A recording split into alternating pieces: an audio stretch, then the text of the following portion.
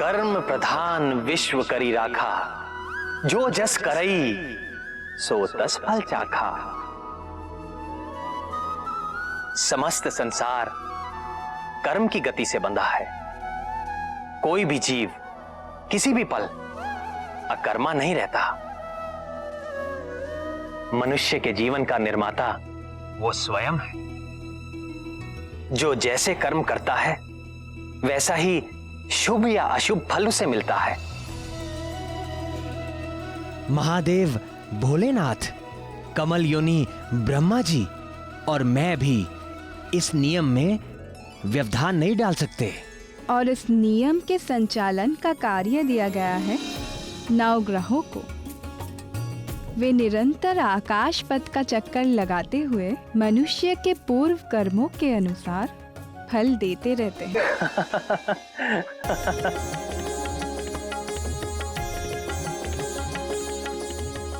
प्रभु, किस बात से आपको इतना आनंद आ रहा है? हमें भी बताइए।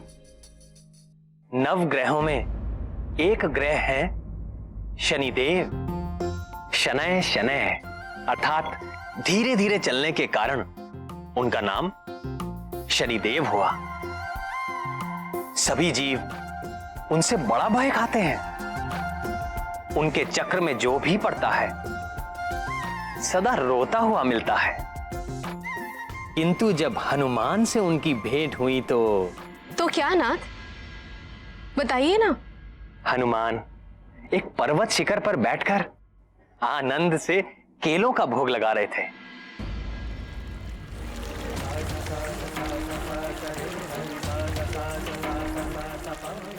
तभी एक धीर गंभीर स्वर ने उनका ध्यान भंग कर दिया। केसरी नंदन,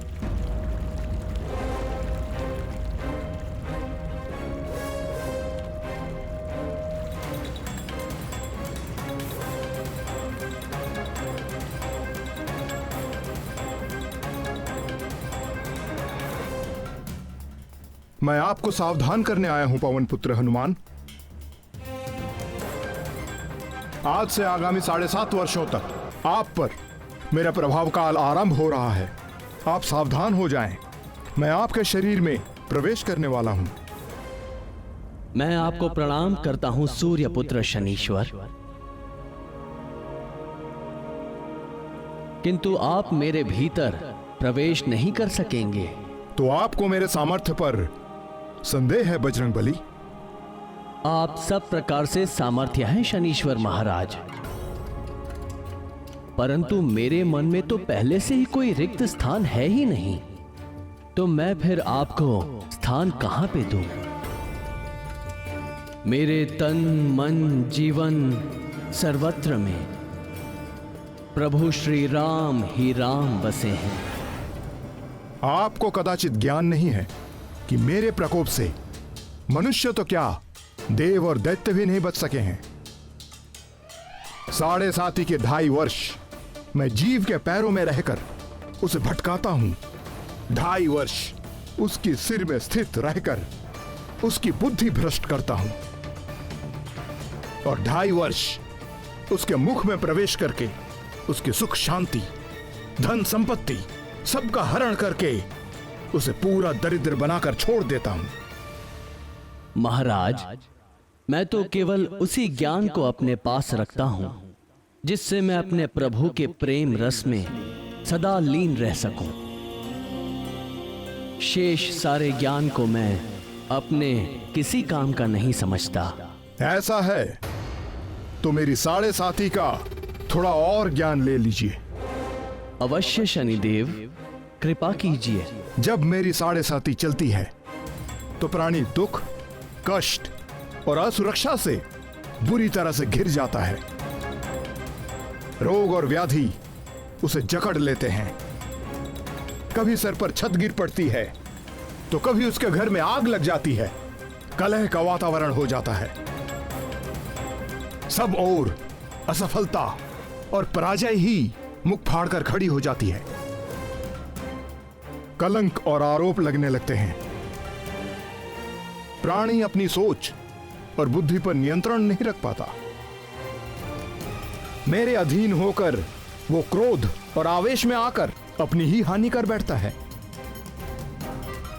मन व्यथित रहता है, वाणी कठोर बोलता है, सुख नष्ट हो जाता है, संपत्ति का नाश हो जाता है, दुख, ग्लानि और शोक, इसके अतिरिक्त उसके पास कुछ भी नहीं रहता। सावधान हनुमान, आपकी 7.5 इसी क्षण प्रारंभ हो गई। यदि आप अपना निर्णय नहीं बदल रहे और आपने श्री राम के तुच्छ भक्त से ठान ही ली है, तो आपका स्वागत है शनीश्वर। आपका जो नियम है आप उसका पालन कीजिए और मुझे जो करना है मैं वो करूंगा। आपको पीड़ा देने में मुझे कोई रुचि नहीं है हनुमान, किंतु काल के विधान में मुझे यही कार्य मिला है और मेरे कार्य में कोई बाधा डाल सके ऐसा किसी के लिए संभव नहीं।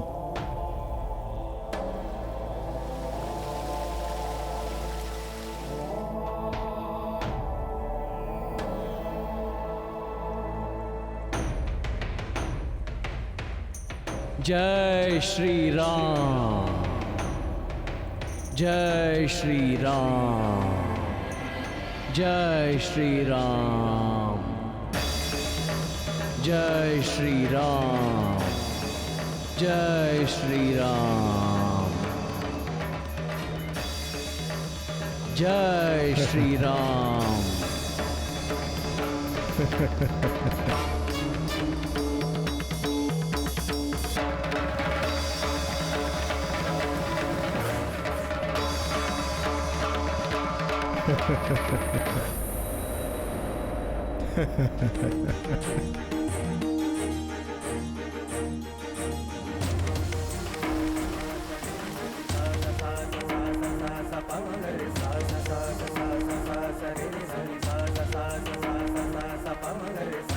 जय श्री राम।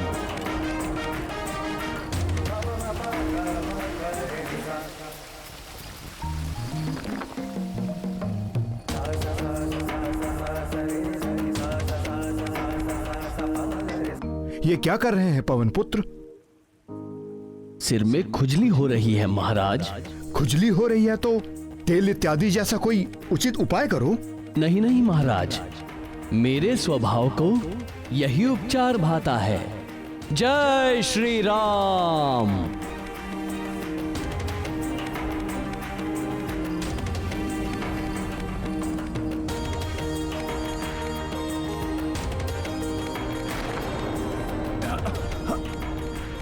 हे मारुति नंदन, इन चट्टानों के बोझ से मैं मरा जा रहा हूं, कृपया इन्हें हटाएं।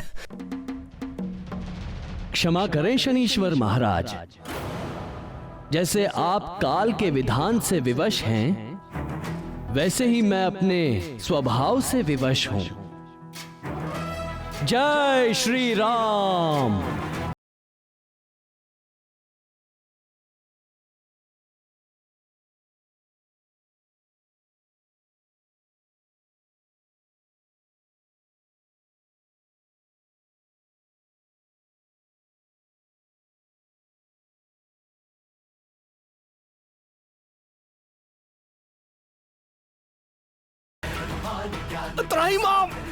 त्राहिमाम बजरंग बली, दया करें मुझ पर, मेरे प्राण निकले जा रहे हैं। क्या कह रहे हैं महाराज? आपको तो मेरे शरीर में 7.5 वर्षों तक रहना है, अभी तो 7.5 क्षण भी नहीं हुए। अपने प्राण बचा के रखिए। नहीं नहीं महाबली, मुझे क्षमा कर दीजिए। हे राम भक्त हनुमान, मैं आपके भीतर नहीं रह सकता। नहीं रह सकते तो निकल जाइए। मैं यदि स्वयं निकल सकता तो इसी पल आपको छोड़ देता, किंतु मैं यहां फंस गया हूं। पूरा जगत मुझसे याचना करता है, मैं आपसे याचना कर रहा हूं, मुझे जाने दीजिए। मैं आपको वचन देता हूं कि आज के बाद मैं आपको कभी पीड़ित नहीं करूंगा। मुझे ही नहीं शनिदेव, आप चाहकर भी कभी भी किसी राम भक्त को पीड़ित नहीं कर सकेंगे, क्योंकि जिसके हृदय में राम का प्रभाव हो जाता है उसके ऊपर काल का प्रभाव काम नहीं करता। मैं सदा आपकी बात का स्मरण रखूंगा। हे रामदूत, कृपया आप मुझे जाने दें।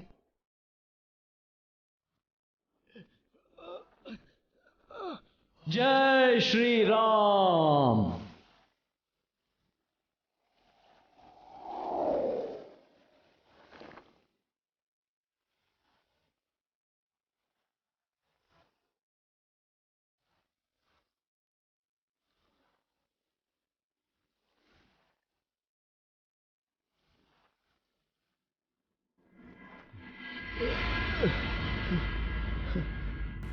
हे राम भक्त हनुमान, क्या आपसे मुझे थोड़ा तिल तेल मिल सकेगा? मुझसे तो नहीं मिल सकेगा हे सूर्यपुत्र, पर आज के बाद आपके दुष्ट प्रभावों से बचने के लिए भक्तगण आपको तेल चढ़ाकर ही प्रसन्न करेंगे।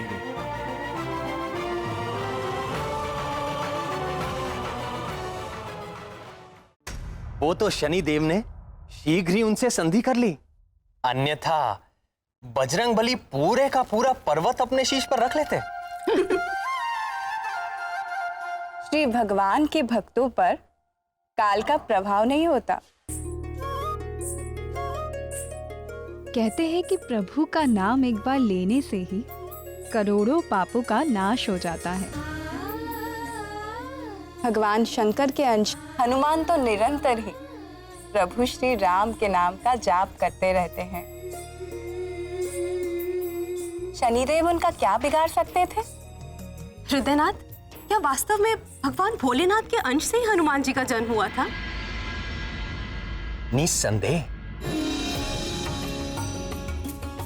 राम भक्त हनुमान भोलेनाथ का अंश है। मेरे प्रति ये उनका अगाध प्रेम ही है जिसके कारण उन्होंने मेरे सेवक का चोला पहन लिया। अन्यथा कालेश्वर भगवान शंकर सबके स्वामी हैं, मेरे परम आराध्य हैं और मैं उन्हीं को भजता हूं। किंतु कमल नयन, भगवान भोलेनाथ की उस अंश को धारण कौन करेगा? यही प्रश्न जगत जननी पार्वती जी ने भगवान महादेव से किया था।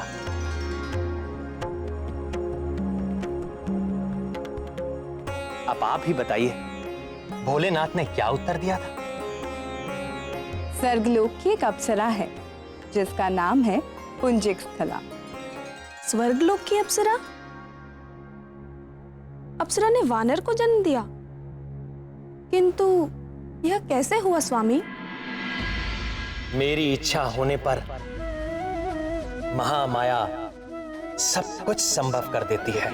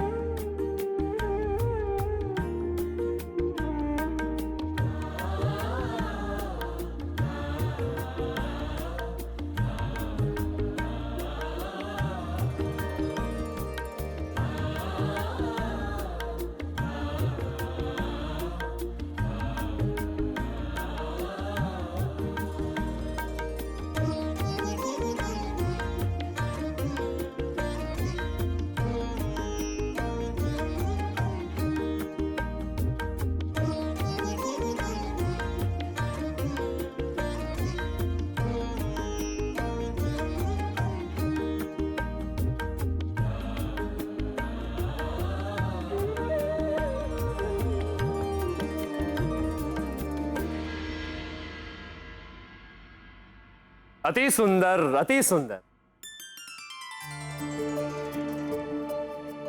देवी पुंजिक स्थला, नृत्य कला में आप मेनका और उर्वशी से कहीं भी कम नहीं। यहां बैठे सभी देवता नृत्य के पारखी हैं, किंतु कोई भी आपके नृत्य में दोष निकालने में समर्थ नहीं। सब आपका अभिनंदन करते हैं।